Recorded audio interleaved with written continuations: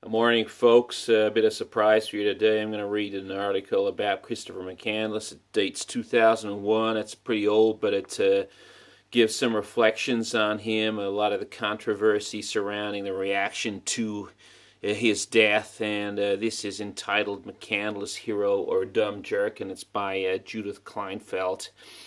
Christopher McCandless, the 24-year-old who died of starvation on the Stampede Trail, tucked into the sleeping bag his mother made for him, has become an Alaska icon.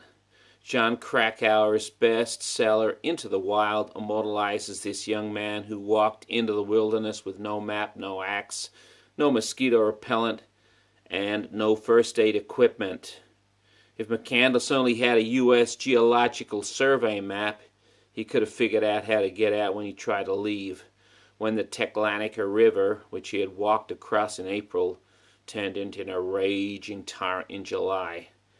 But that was his point, to throw away the map in order to create a personal frontier. Many Alaskans reacted with rage to his stupidity.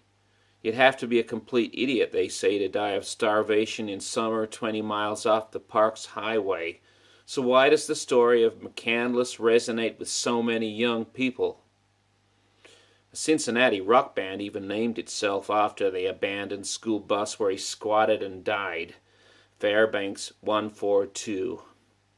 Some hikers make pilgrimages to the bus. The 2001 milepost has an entry for people who want to make the trek. The bus has a guest book so hikers can write about their emotions when they get there. In the spirit of full disclosure, I will come clean about my own emotions.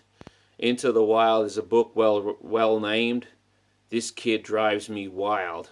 I have 3 adult children about the same age as Chris McCandless. If they ever did to me what McCandless did to his mother... ... Okay, the boy had issues with his father, but Chris McCandless had no problems with his mother, who sewed him the sleeping bag that turned into his shroud, or with his younger sister, whom he professed to love. Okay, next paragraph. Many young people want to test their mettle right out of college to go on a great trek of the body and the soul. That's natural, but he could have sent his family a postcard.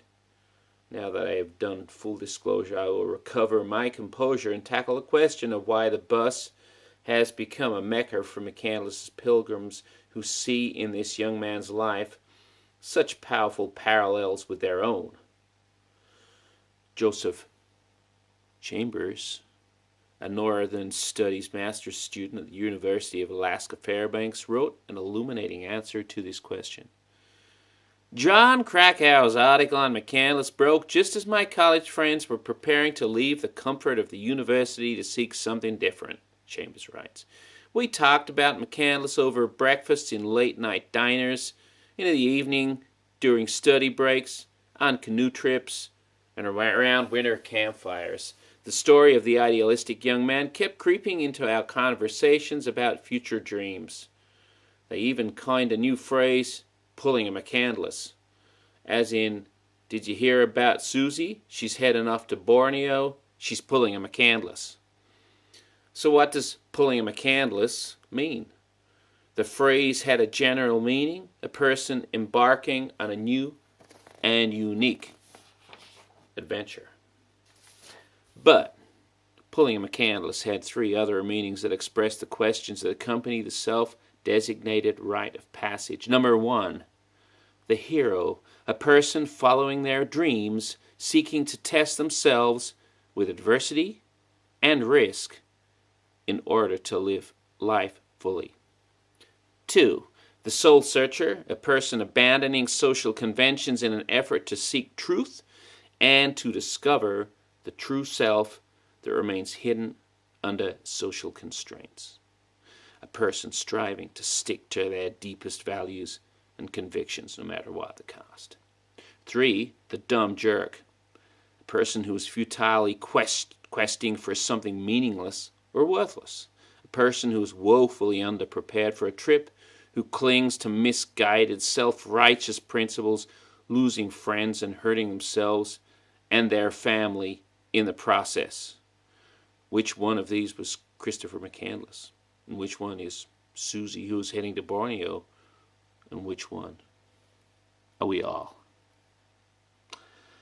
McCandless's family placed a brass plaque on the school bus above their son's worn-out hiking boots, patched with duct tape. The memorial reads, "Chris, our beloved son and brother, died here during his adventurous travels in search of how he could best realize God's great gift of life.